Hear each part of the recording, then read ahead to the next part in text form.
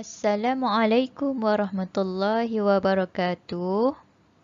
Alhamdulillah, hari ini insya-Allah murid-murid semua bersama dengan Ustazah Faizah dalam mata pelajaran Tauhid tahun 2.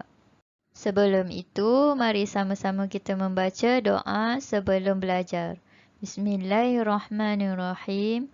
Allahumma aftah alaina hikmataka wa insyur alaina min khazaini rahmatika ya arhamar rahimin.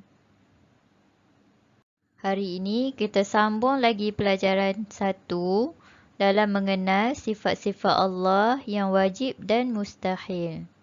Unit yang kedua iaitu sifat baqa, lawannya fana. Baqa lawannya fana. Baqaun. Baqa. Apa itu baqa? Baqa ialah sifat Allah Subhanahu wa Ta'ala. Baqa artinya kekal. Baqa maknanya tidak binasa bagi zat Allah Subhanahu wa Ta'ala. Lawan kepada baqa ialah fana. Fanaun. Fana artinya binasa.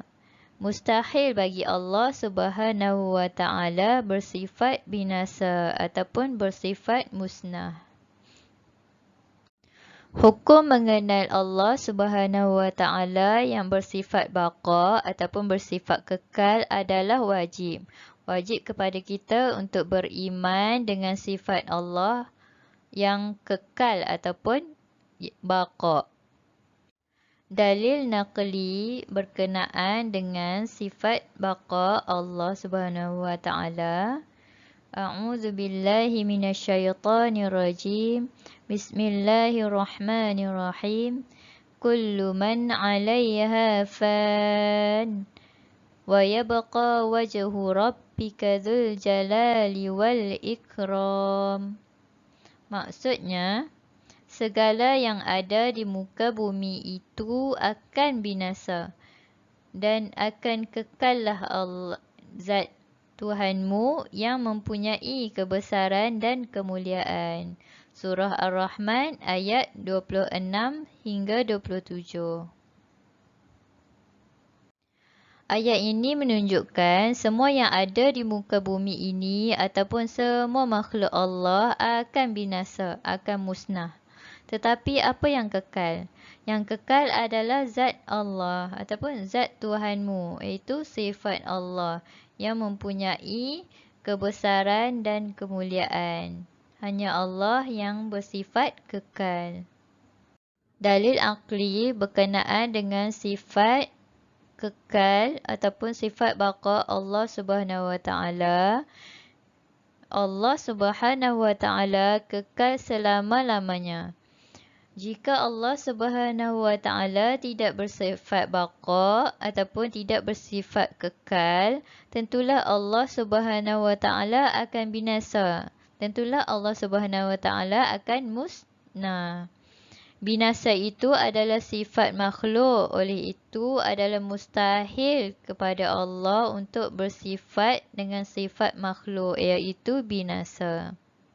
Murid-murid, apa faedah yang kita dapat daripada mengenal sifat Allah Subhanahu wa Ta'ala, iaitu sifat baqa ini, sifat kekal Allah?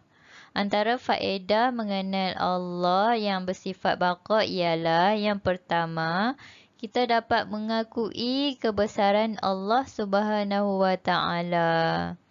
Yang kedua, kita akan sentiasa ingat kepada kematian. Ingat mati kerana apa? Kerana makhluk itu sifatnya tidak kekal. Hanya Allah sahaja yang bersifat kekal. Manusia dan makhluk Allah tetap akan binasa dan mati. Yang ketiga, berterusan melakukan kebaikan. Oleh kerana kita sentiasa mengingati mati ataupun kita sentiasa mengingati bahawa kita tidak akan kekal di muka bumi ini, maka kita akan selalu melakukan kebaikan. Kita ulang semula sifat Allah, iaitu sifat Allah baqa bermaksud kekal dan lawannya ialah fana. Fana bermaksud musnah. Baqa bermaksud kekal dan fana bermaksud binasa ataupun musnah. Baiklah murid-murid, mari sama-sama kita tutup pelajaran kita pada hari ini dengan sebuah pantun. Burung terbang di angkasa. Allah Subhanahu wa Ta'ala mengetahui dengan ilmunya. Setiap makhluk akan binasa. Allah Subhanahu wa Ta'ala kekal selama-lamanya. Doa selepas belajar. Bismillahirrahmanirrahim. Allahumma arinal haqqa haqqan warzuqna ittiba'ah wa arinal batila batilan warzuqna ijtinabah. Amin ya rabbal alamin.